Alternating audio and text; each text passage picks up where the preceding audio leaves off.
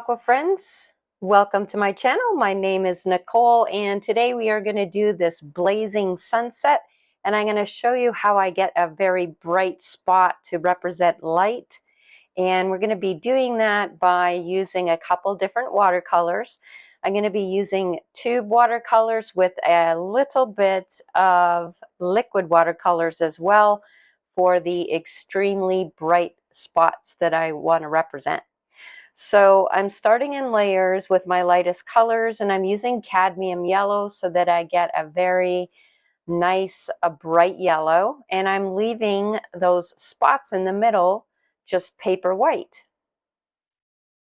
And as we build up our colors and get darker colors, that area that we're not painting is really going to appear very bright.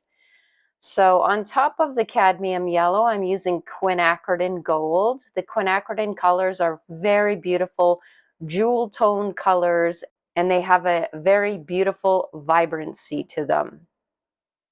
Now I do have some transparent pyrrole orange by Daniel Smith in my palette.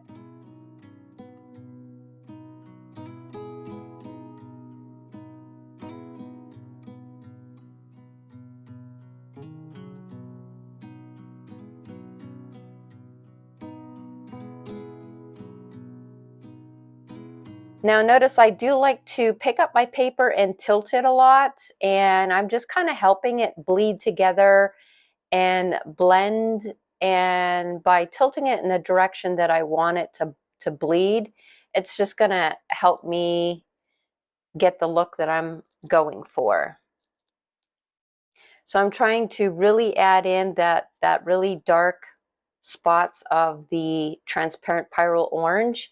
You can see that in a few sections. It's quite bright. And now I have a little pipette here where I'm adding in the orange. This is my liquid watercolors, and I'm using that full strength so I get some very, very brilliant color here, and it's going to be extremely saturated.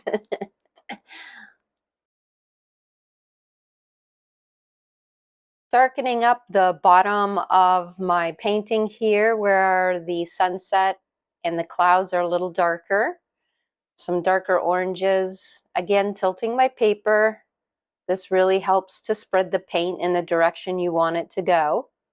So I'm loosely following this beautiful reference photo. This is either from Unsplash or Pixabay. I will put that reference in the description of the video. Now notice that often I am using a piece of paper towel to sop up the water along the borders of my painting. If you don't do that, you will get a back run if there's too much water. Now with a pencil, I just lightly sketched in the branches that I see in this reference photo so that I have a little map here to follow where the branches and these flowers are going.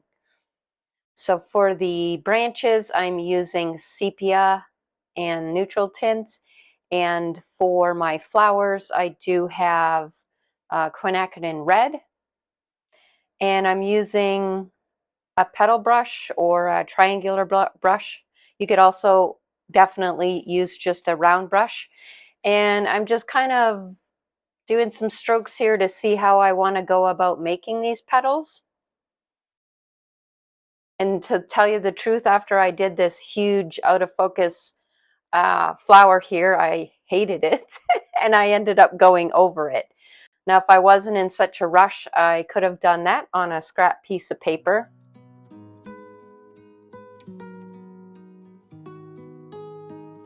But I'm not too worried about it because these flowers are actually really, really dark, and that's the foreground is really in the shadows. And so I'm going to be darkening that up. So I'm going to be going over that anyways and making it much darker.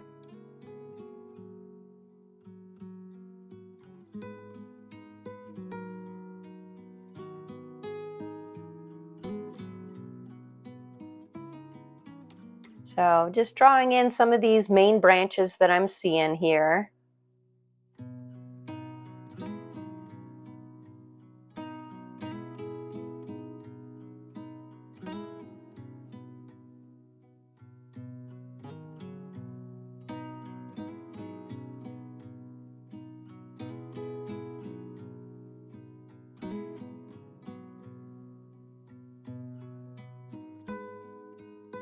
All right, so now I'm using it and making just tiny petals by using the shape of the brush to my advantage. Pointy tip down, and the thicker tip is producing these wonderful little round petals. And I kind of liked that look, so I know that I'm going to pretty much be sticking with that. Now, like I said, these are really dark and they're kind of in the shadow. The foreground is really shadowed because the background is so bright. So I know I'm going to be going over that, and it's going to be using a second set of paint, but I'm liking the shape that I'm seeing. So I'm going to be going with this new shape here that I'm getting from this brush. You can do the exact same thing using a round brush.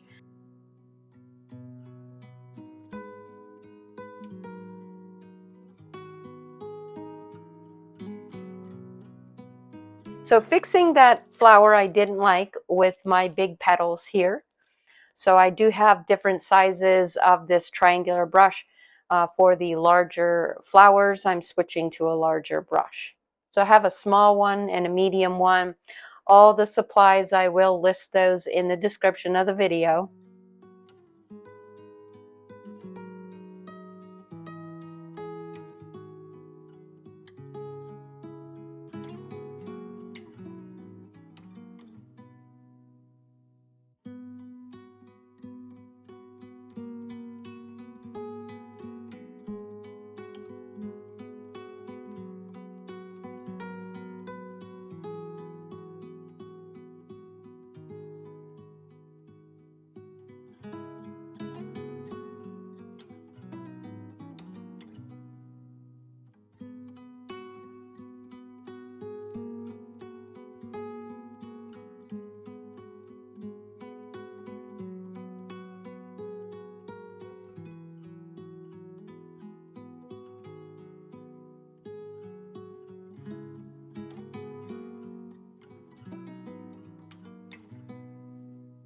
So I'm going to put in all these blossoms that I see.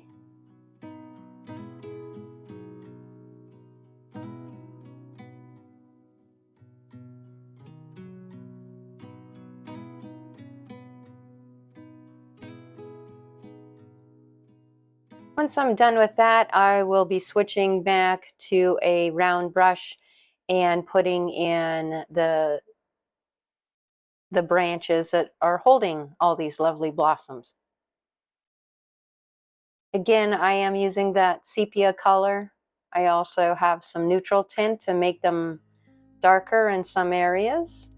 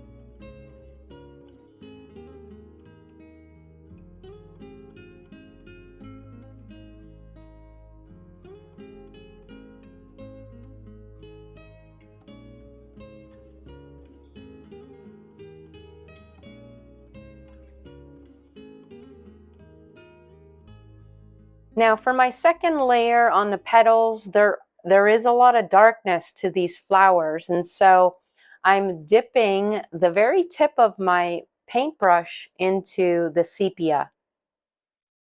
So this is going to give me a gradation of color from a darker center to the lighter red petals at the very tips.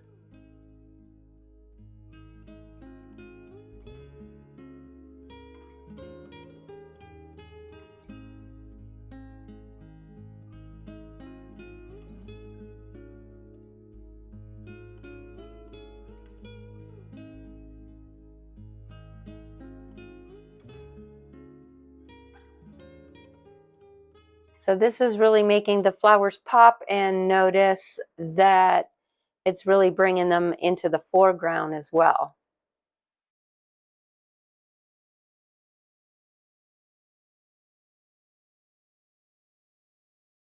You could do the same thing with a round brush, load it up with the quinacridone red, but dip the very tip into the sepia, and you will get that transitional color as well. Darker centers and lighter on the tips.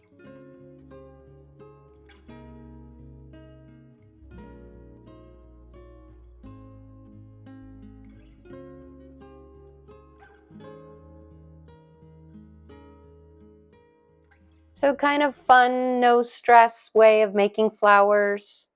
As you can see, all I'm doing is dabbing the paintbrush onto the paper and letting the shape of the brush make the petals.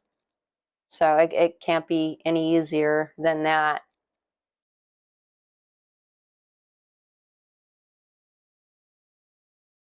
So anybody could make this, and it's a lot of fun. No stress, guys, no stress.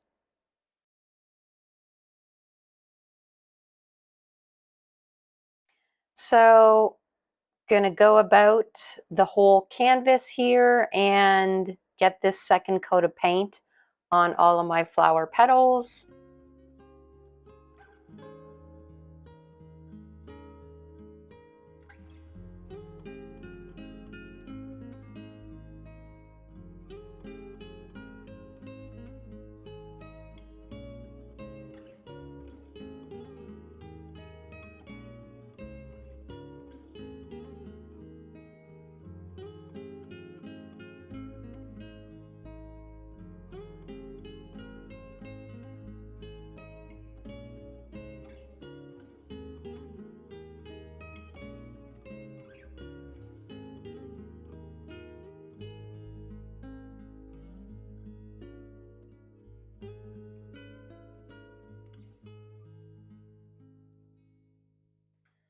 And once you're done with that, you can sign your painting. You guys just created a masterpiece. Congratulations. Thanks for watching. I'll see you guys next time.